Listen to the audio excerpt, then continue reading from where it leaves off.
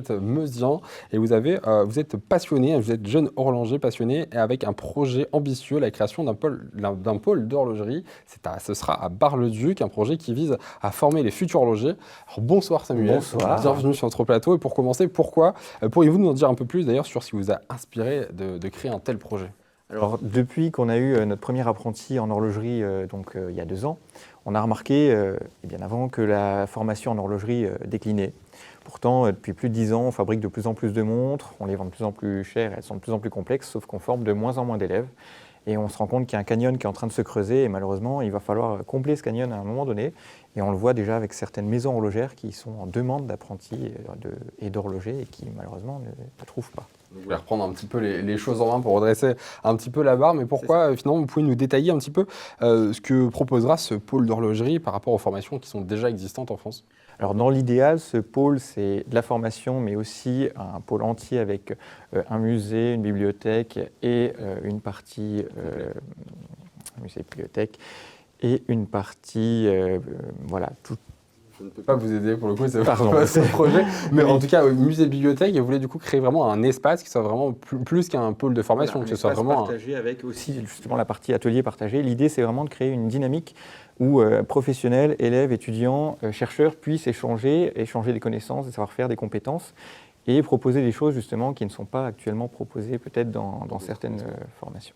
Alors, comment va s'organiser cette formation? Est-ce qu'il y a un nombre d'élèves défini justement pour garder ce relationnel que vous voulez garder à Bar-le-Duc? Et sur combien de temps finalement vont être formés ces futurs artisans?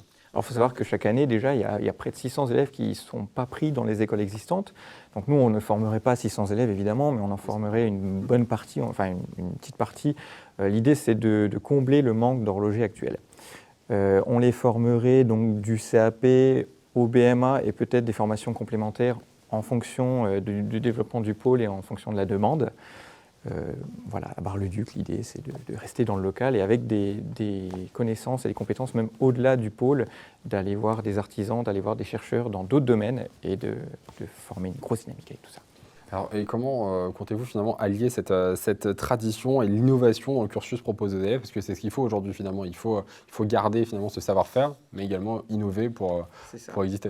La tradition, elle se perd des fois un petit peu, notamment par exemple en pendulerie, où la formation de pendulerie décline dans les formations existantes, donc on reviendrait un petit peu à ses bases. Mais l'innovation, c'est aussi de dire, voilà, demain, une maison horlogère a un projet, elle n'a pas forcément les moyens et les compétences techniques pour développer ce projet, de venir dans ce pôle, de poser ce problème, pourquoi pas, aux élèves, aux chercheurs, aux étudiants, et de développer l'innovation et l'horlogerie de demain avec des matériaux nouveaux, avec des mécanismes nouveaux. L'horlogerie a tendance à un petit peu, entre guillemets, à stagner, il n'y a plus d'innovation immense comme il y a eu à une époque avec l'automatique ou des choses comme ça.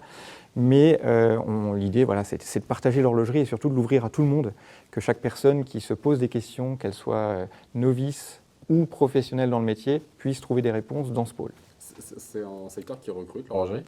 Alors, en effet, ça fait plusieurs années que l'horlogerie se développe. Il y a un regain d'intérêt pour la mécanique horlogère. Il y a de plus en plus de demandes aussi au niveau des clients, c'est-à-dire qu'il y a de plus en plus de ventes en horlogerie et de plus en plus de montres vendues. Donc derrière, il y a de plus en plus de production à effectuer. Et en effet, ça fait quelques années qu'on manque d'horlogers, que ce soit pour les maisons françaises, des maisons suisses aussi qui sont très friandes. Les jeunes sont attirés vers ce métier, vers justement revenir sur ces traditions? Vous parlez de... Les jeunes qui sont intéressés justement à se former, ou est-ce qu'au contraire votre cible est plutôt sur la demande d'emploi, des reconversions?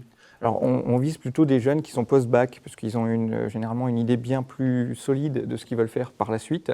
Et on remarque que les métiers d'art, en général, attirent de plus en plus les jeunes, et on revient de toute façon de plus en plus dans le local, dans le métier d'art, dans le métier précieux. C'est vrai qu'on voit des métiers revenir un petit peu. C'est ça. Un souffleur de verre qu'on a rencontré, exactement. Une luthière. Effectivement, c'est des métiers qui reviennent. Et d'allier tous ces métiers d'art, puisqu'on est une région où ces métiers d'art sont hyper développés, d'allier ces métiers d'art, alors l'horlogerie, elle a besoin de tous ces métiers d'art, le verre, la pierre, le bois, le mécanique, tous ces domaines font partie de l'horlogerie. Donc l'idée, c'est d'ouvrir un pôle justement où il y aurait des échanges entre ces métiers d'art. Où vous en êtes en ce moment dans le projet? Alors c'est en cours de développement. L'idée est bien posée. Les fondations sont solides. On est 4 dans l'association. Loïc, Valentin, Joël et moi, on a énormément travaillé ce projet. Le dossier, tout est chiffré, tout est mis sur papier. On est en cours d'étude avec des instances et différents établissements.